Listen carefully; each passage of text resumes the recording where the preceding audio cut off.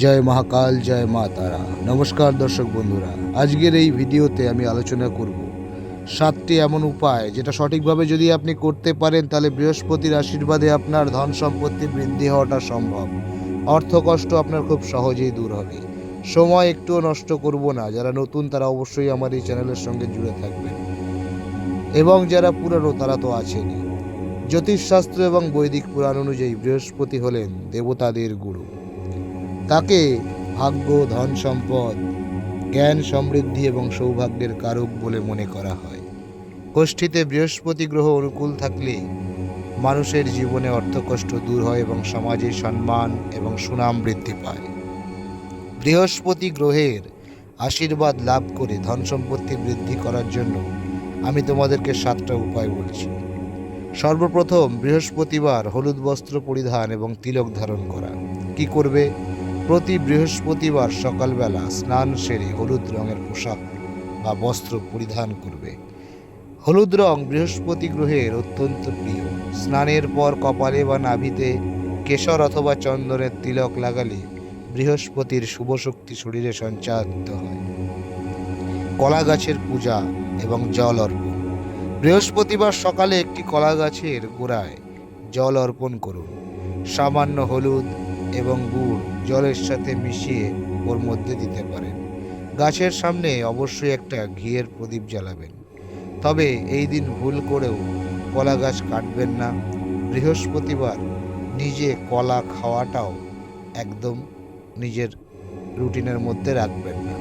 তৃতীয়ত, তামার পাত্রে জল এবং মন্ত্র জপ।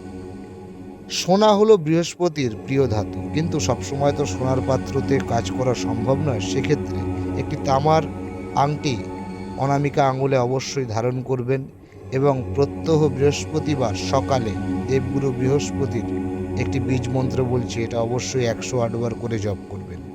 ওং ব্রাং ব্রিং ব্রং সহ বুধায় নমঃ। এটা বলার পরে, বুধকে স্মরণ করে নেওয়ার পরে অবশ্যই বলবে ওং গ্রাং গ্রিং গ্রং সহ গুরবে নমঃ। এইভাবে এই বীজ মন্ত্রটা জপ করবে। এছাড়া চতুর্থ বিষয় হচ্ছে, বিশেষ কিছু জিনিস আছে যেগুলো দান করেও তুমি দেবগুরু বৃহস্পতির আশীর্বাদ পেতে পারো। বৃহস্পতির কৃপা পেতে অবশ্যই হলুদ রঙের জিনিস দান করার চেষ্টা করবে। কোনো অভাবী মানুষ বা কোনো ব্রাহ্মণকে তুমি ছোলার ডাল, সোনার বস্তু, হলুদ রঙের যে কোনো বস্তু, ধর্মীয় বই, কলা অথবা জাফরান দান করতে পারো।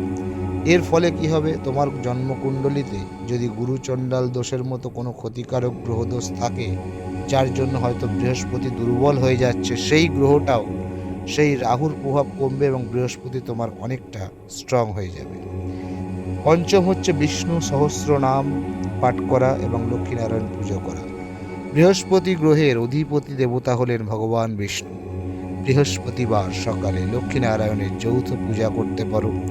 বিষ্ণু সহস্র নাম স্তোত্র পাঠ বা শ্রবণ করতে পারো। যেখানে নারায়ণ পূজিত হন সেখানে মা লক্ষ্মী স্থায়ীভাবে বিরাজ করেন, যার ফলে ধন সম্পত্তি দ্রুত বৃদ্ধি পায়। 6 নম্বর হলো খাবার এবং জীবনযাত্রায় হলুদের ব্যবহার। বৃহস্পতিবার সকালে স্নানের জলের বালতিতে 1 চিমটি হলুদ গুঁড়ো মিশিয়ে স্নান করতে পারো।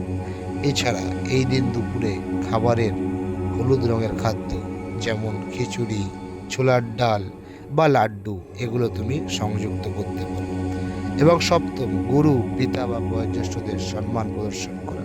বৃহস্পতি শব্দের অর্থই হলো দেবগুরু, তাই জীবনে গুরুর স্থান সবার উপরে।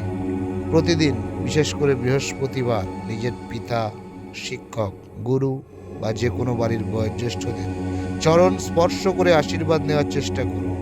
কোনো প্রবীণ বা কোনো গুরুর আশীর্বাদ নিলে কখনোই নিজের অসম্মান হয় না, বরঞ্চ এতে করে তোমার বৃহস্পতি গ্রহ অনেক অংশেই স্ট্রং হবে। কোনো গ্রহের প্রতিকার ছাড়াই শুধুমাত্র এই কয়েকটি উপায়ের মাধ্যমে তোমরা যদি মনে করো, বৃহস্পতি গ্রহকে তোমরা সবল করতে পারবে এবং এই বৃহস্পতি তোমাদের জীবনে প্রচুর ধন সম্পত্তি, অর্থনৈতিকভাবে তোমাকে উন্নতিতে অনেক অনেক সহযোগিতা করবে।